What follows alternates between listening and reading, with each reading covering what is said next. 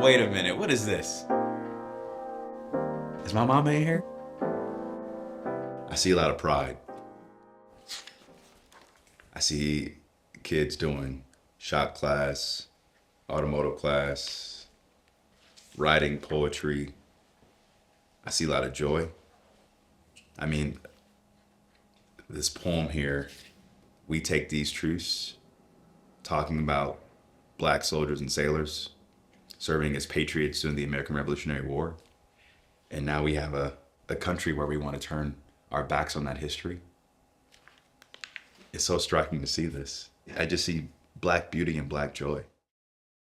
Cleveland has a strong history in black political activism and black political power. The birthplace of the first black mayor of a major American city. Storied leaders from not just Carl Stokes to Lou Stokes to Stephanie Tubbs Jones really created the path for someone like me to have a shot and to be effective in politics in the city. And public education is a big part of my passion and a big part of my own lived experience as a working class black kid growing up in the southeast side of the city. I started off school at Corlett Elementary School in the southeast side. I'll never forget how hard my mom had to work and fight to make sure I had the right initial experience and first start. And it was a teacher who gave my mom the agency and the voice to recognize that that school I went to was not the right fit for me. What's unique about my own personal background is that I've had to go between both public and private education throughout my entire life.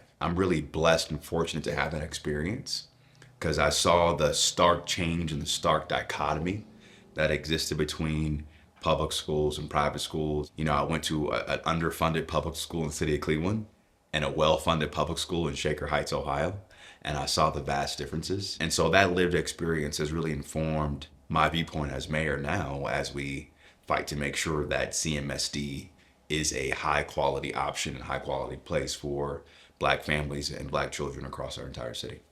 I don't take this perceived political power or agency lightly. You know, the way I've tried to lead as mayor has been to make sure that I give other voices around the table the agency as well to make the right choices for our children's future. It's a responsibility I don't take lightly because I know how important a high quality education is and what it can mean for a family and a young person in our city. In this moment now, when there are so many attacks on public education from the federal government and our state government, when so many parents feel like they don't have agency or a voice to fight or advocate for their children, it's my responsibility to hold our leaders accountable and hold myself accountable to ensure that agency and that power exists. And so we still have a lot more work to do to make that vision a reality.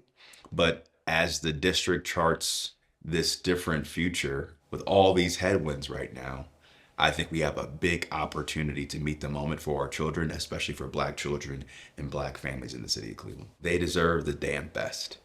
They deserve the damn best. There is no excuse for us not to be able to offer the same high quality education that kids in Solon and Shaker and Twinsburg get. And we have a moral obligation to do whatever it takes to make that vision a reality. That requires hard choices. That requires political will.